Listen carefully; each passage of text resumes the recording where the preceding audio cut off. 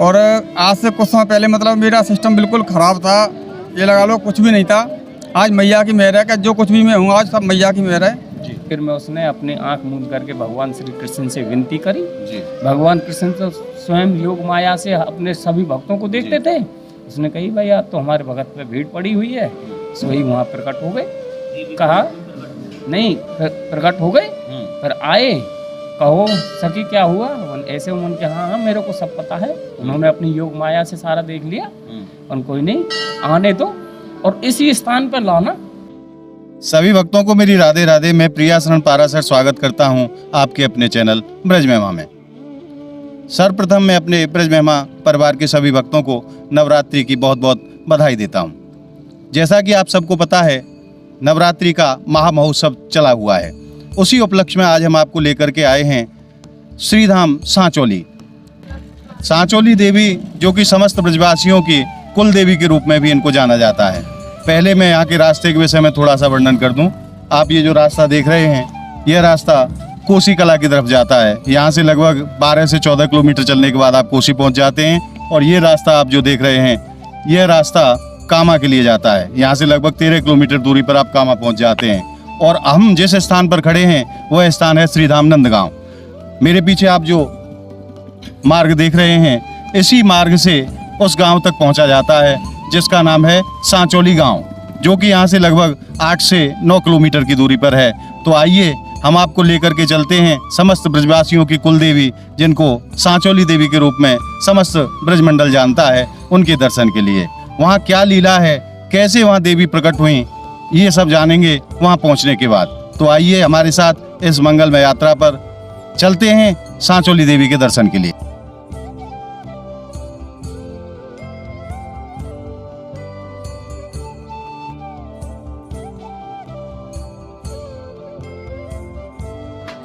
और अब हम पहुंच गए हैं मंदिर के मुख्य द्वार पर। यहीं हमारी सांचौली देवी विराजती हैं। यह कोई साधारण स्थान नहीं है, यहीं हमारी किशोरी जी ने देवी मैया को पूजा है। ये बड़ा ही दिव्य और अलौकिक स्थान है और बड़ा ही प्राचीन स्थान है। तो आइए यहाँ की कथा के विषय में जानते हैं यहाँ के पुजारी जी से और दर्शन भी करते हैं और दर्शन के माध्यम से अपने जीवन को धन्य बनाते हैं। सर्वस्वरूपे सर्वे से सर्वशक्ति समन्विते वैविस्त्राहि नो देवी दुर्गे देवी नमोस्तुते। आइए हमारे साथ दर्शन के लिए मंदिर में प्रवेश करते हैं।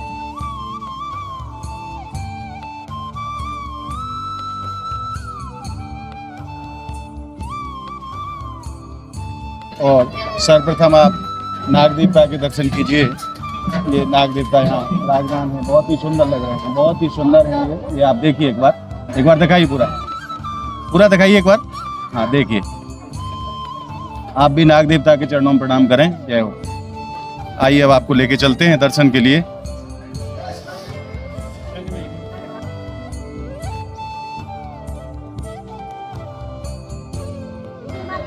बोल सच्चे दरबार की जय।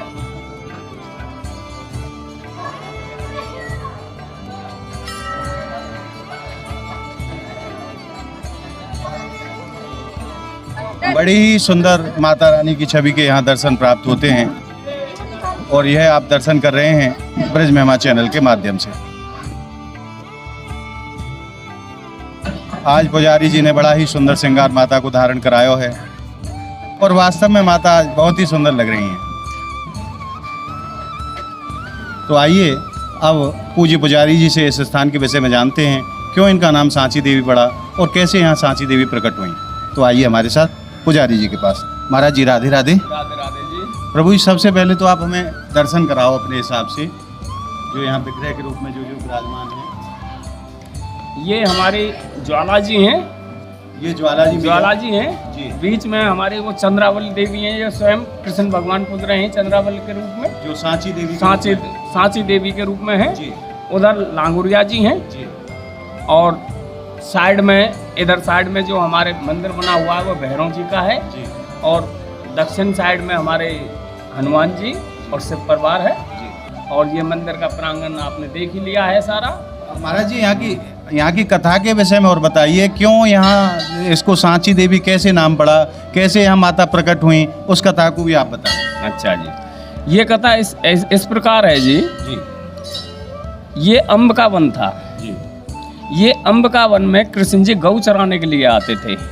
तो गौ चराने के लिए आते थे तो ये हमारी चंद्रावली सखी थी जो, ये उनसे मिलने के लिए, उनके लिए माखन मिश्री है, दही भगवान है। कृष्ण से मिलने के लिए आती थी। हाँ जी, जी। कृष्ण जी से मिलने के लिए आती थी और उनके लिए नाश्ता जैसे माखन मिश्री का है या अपने पूड़ी हलवा जैसा भी ब्रिज में बनता है, जी। उस तरीका से भोग प्रसाद उनके लाती थी। जी तो आती थी तो उनके पिताजी माताजी कहते, बेटी इस बनी में बहुत हिंसक जानवर रहते हैं, आप वहाँ मत जाया करो। शेर है, चीता है, बघेर है, आप वहाँ मत जाया करो और आपको हिंसक जानवर नुकसान पहुँचा देंगे, मार भी सकते हैं। जी। वह नहीं नहीं पिताजी मेरा कुछ नहीं होगा, मैं वहाँ पे एक सांची देवी है, दुर्गा जी के रूप में है, मैं उनके दर्शन के लिए जाती हूँ और उनकी पूजा के लिए जाती हूँ। मतलब पिताजी से झूठ बोल दिया। झूठ बोल दिया पिताजी से, जबकि यहाँ पे कोई मंदिर नहीं था। जी वो तो स्वयं कृष्ण भगवान से मिलने के लिए आती थी। तो आती थी तो वो चक्कर में पड़ गई। उसने कहा कि पिताजी बोले वन बेटी तो हम भी दर्शन करेंगे उनके। जब ऐसा कोई स्थान है तो पिताजी ने भी कहा कि हम भी दर्शन के लिए हम भी जाएंगे। दर्शन के लिए जाएंगे, हमको तो पता ही नहीं था कि हमारे ये अम्बिकावन में सांची देवी का मंदिर है। जी उनकी तो अच्छा पिताजी मैं बताऊंगी आपको। थोड़ी देर में उसने अपनी आंख मूंद करके भगवान श्री कृष्ण से विनती करी। जी भगवान कृष्ण तो स्वयं योग माया से अपने सभी भक्तों को देखते थे। उसने कही भाई आज तो हमारे भगत पे भीड़ पड़ी हुई है, सो वही वहाँ प्रकट हो गए। कहा नहीं, फिर प्रकट हो गए, फिर आए, कहो सखी क्या हुआ। ऐसे उन्होंने कहा हाँ मेरे को सब पता है। उन्होंने अपनी योग माया से सारा देख लिया और कोई नहीं आने दो और इसी स्थान पर लाना, इसी झाड़ियों के यहाँ लाना, आपको देवी के ही दर्शन होंगे, सांची देवी के ही दर्शन आपने होंगे। जो कहा है वो झूठ नहीं होगा। झूठ नहीं होगा, सच्चे दरबार के रूप में ही दर्शन होंगे। जी।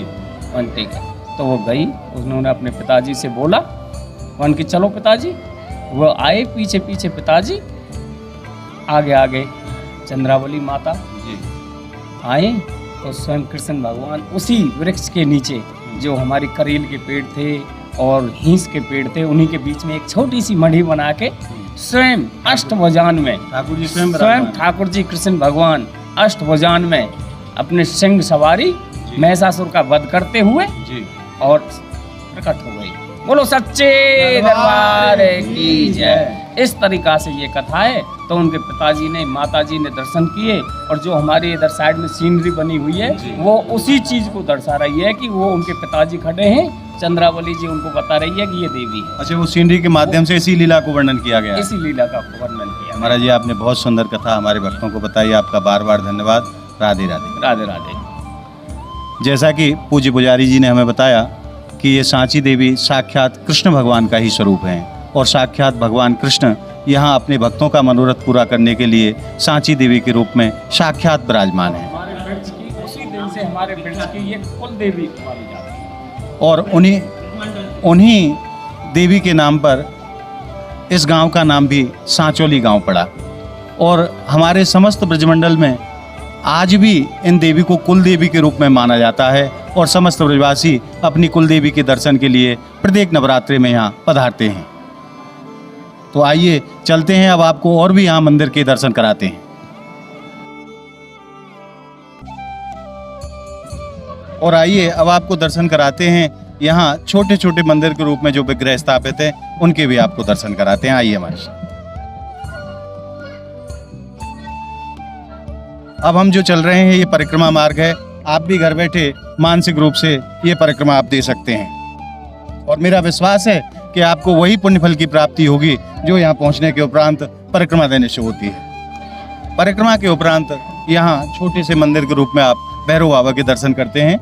आइए आपको अंदर दर्शन कराते हैं। जय हो भैरव बाबा के।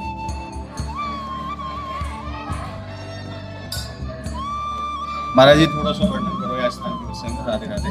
राधे राधे जी, राधे राधे। देखो सभी जगह जहाँ भी माता के मंदिर हैं वहाँ पर भगवान भोलेनाथ ने माता पार्वती के लिए सभी जगह भैरव बाबा प्रकट किए हैं। और माता के दर्शन करने के बाद में भैरव के दर्शन जो भी नहीं करता है तो वहाँ उसे फल नहीं मिलता है माता का। ऐसा शिव पुराण में लिखा हुआ है। दर्शन का पूरा लाभ नहीं मिलता है। पूरा लाभ नहीं मिलता है। जी। इसीलिए माता के दर्शन करने के बाद में भैरों के दर्शन किए जाते हैं, जरूरी किया जाए। और इसीलिए ये सभी जगह माता की पूजा करने के बाद में भैरों के दर्शन होते हैं। और भैरों के दर्शन करने के बाद में अपना अनंत कोटि फल प्राप्त करके बच्चों को सभी को सुख सौभाग्य का धन धान से प्राप्त हो जाता है और अपना सौभाग्य सफल कर लेते हैं, जो माता के दर्शन कर, भैरव बाबा के दर्शन कर, और यहाँ से जो भी जाता है अपनी झोली भर करके ले जाता है। आपने बहुत सुंदर जानकारी दी महाराज जी, आपको बार बार धन्यवाद। राधे राधे। जय जय राधे जय। जैसा कि पूज्य पुजारी जी ने बताया कि माता के दर्शन के उपरांत भैरव बाबा के दर्शन करना परम आवश्यक है, क्योंकि बिना भैरव बाबा के दर्शन किए यात्रा का, दर्शन का पूरा पुण्य फल जीव को प्राप्त नहीं होता है। तो आप भी घर बैठे दर्शन कीजिए भैरव बाबा के, और बाबा के चरणों में वहीं से आप प्रणाम कीजिए। जय हो भैरव बाबा। बोलो भैरव बाबा की जय। आइए अब, दरबार की जय। आइए अब आपको आगे के दर्शन कराते हैं। और अभी आपने दर्शन किए भैरव बाबा के, जो कि माता रानी की परिक्रमा में ही पड़ता है। और भी यहाँ छोटे छोटे मंदिर हैं, उनके भी आपको दर्शन कराते हैं। आइए हमारे साथ। और आज काफ़ी संख्या में यहाँ भक्त भी पधारे हैं माता के दर्शन के लिए। एक बार दर्शन कराइए। हमारे समस्त ब्रज की कुलदेवी हैं सांची देवी, उन्हीं के नाम पर इस गांव का भी नाम सांचौली पड़ा है। यह देखिए माता भजनों के माध्यम से आराधना कर रही हैं यहाँ मंदिर में बैठ करके। आइए अब आपको आगे भी दर्शन कराते हैं।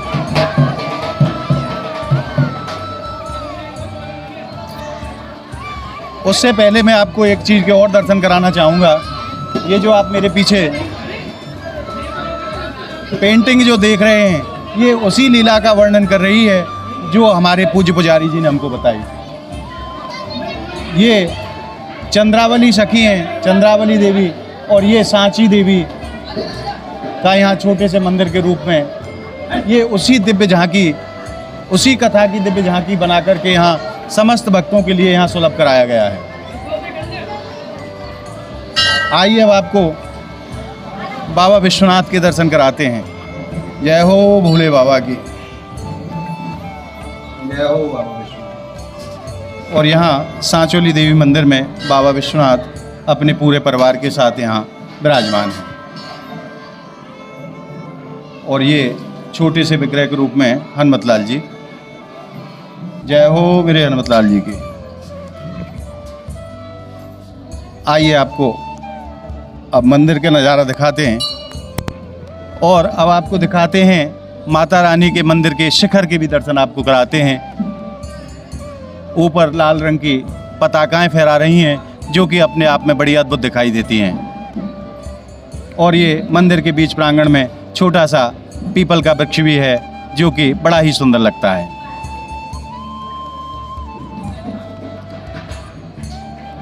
अब हम आपको लेकर के चलते हैं दिव्य चंद्रावली कुंड, और आपको दर्शन कराते हैं चंद्रावली कुंड पर। और कहते हैं यहाँ ऐसी मान्यता है कि जो भी आचमन लेकर के, जो भी अपनी मनोकामना चंद्रावली कुंड पर मांगता है, उसको हमारी सांची देवी जरूर पूरा करती हैं। तो आइए हम और आप चलते हैं उस दिव्य कुंड पर, जिसको चंद्रावली कुंड कहा जाता है। आइए हमारे साथ। और यहाँ बाहर से पधारे हुए कुछ श्रद्धालु भी हमें मिले हैं। आइए उनसे बात करते हैं, वो कहाँ से पधारे हैं और क्या उन्होंने यहाँ आनंद को प्राप्त किया है। भैया जी राधे राधे। राम राम सर। राम राम। सबसे प्रथम अपना नाम बताइए सर्वप्रथम। मेरा नाम हरिओम सिंगल है, मैं धौलपुर ज़िले से हूँ। और ये यहाँ पे अभी आप धौलपुर से ही आए हैं? धौलपुर ज़िले से सीधा जी। और आज से कुछ समय पहले मतलब मेरा सिस्टम बिल्कुल ख़राब था, ये लगा लो कुछ भी नहीं था। आज मैया की मेहर है कि जो कुछ भी मैं हूँ आज सब मैया की मेहर है। और ये मेरा मुझसे छोटा भाई है, पटना एम्स में सीनियर कंपाउंडर है। ये सब मैया की ही मेहर है। देखो तो प्रभु आप पहली बार आए हैं या आते रहते हैं? हम आते रहते हैं, जब से मैया की मेहर हम पे चालू हुई है ना, तब से हम मैया पर कंटिन्यू आते हैं।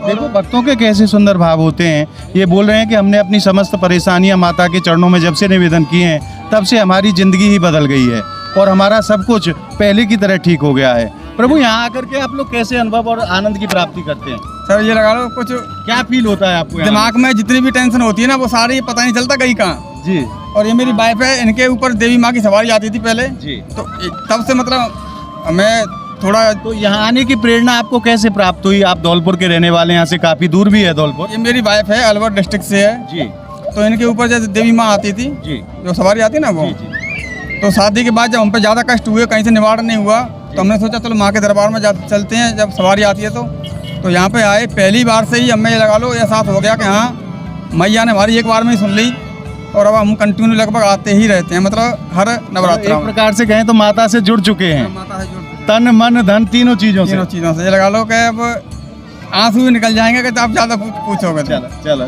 बहुत भावुक हो जाते हैं भक्त जब उनसे इस विषय में पूछा जाता है। भैया बहुत अच्छा लगा आपसे बात करके, राधे राधे। राम राम सर, राम। तो आपने देखा हमारे भक्त कैसे अद्भुत भक्त हैं हमारी माँ के। यहाँ आकर के उनके चरणों में जो निवेदन करते हैं वो माता जरूर सुनती हैं। ये धौलपुर से पधारे हुए परिवार है और बड़ा ही प्रसन्न है यहाँ पहुँच करके, और कहते हैं कि आपने कुछ ज़्यादा पूछा तो मेरे आंसू आ जाएंगे, ऐसे भावुक हो जाते हैं। ऐसा दिव्य स्थान है ये। आइए अब आपको दर्शन कराते हैं चंद्रावली कुंड के। और अब हम पहुँच गए हैं चंद्रावली कुंड पर। चंद्रावली कुंड के आप दर्शन कीजिए पहले। बहुत ही सुंदर और बड़ा भव्य चंद्रावली कुंड। कहते हैं ये वो दिव्य स्थान है जहाँ जो भी भगत आकर के जिस भी मनोकामना से यहाँ आता है, हमारी सांचोली देवी उसकी सभी मनोकामना पूरी करती हैं। तो आइए हम और आप चलते हैं चंद्रावली कुंड के आचमन के लिए, और आप भी हमारे साथ मानसिक रूप से घर बैठे आचमन कीजिए। और मेरा ऐसा विश्वास है कि इस आचमन का पुण्य लाभ आपको घर बैठे प्राप्त होगा। बोल सच्चे दरबार की जय। और सभी श्रद्धालु यहाँ आचमन आदि का भी लाभ उठाते हैं।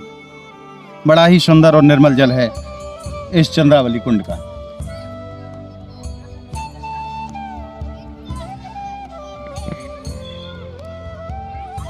और आज आपने दर्शन प्राप्त किए नवरात्रि के विशेष अवसर पर ब्रज की आराध्या, ब्रज की जो कुल देवी हैं सांचोली देवी, उनके।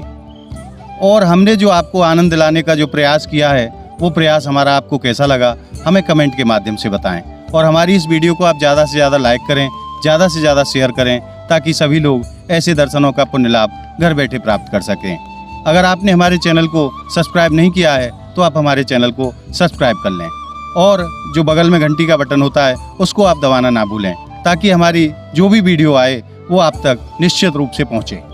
मिलते हैं ऐसी ही दिव्य और अलौकिक वीडियो के साथ। तब तक के लिए ब्रजभूमि से जय जय श्री कृष्ण, जय जय श्री राधे।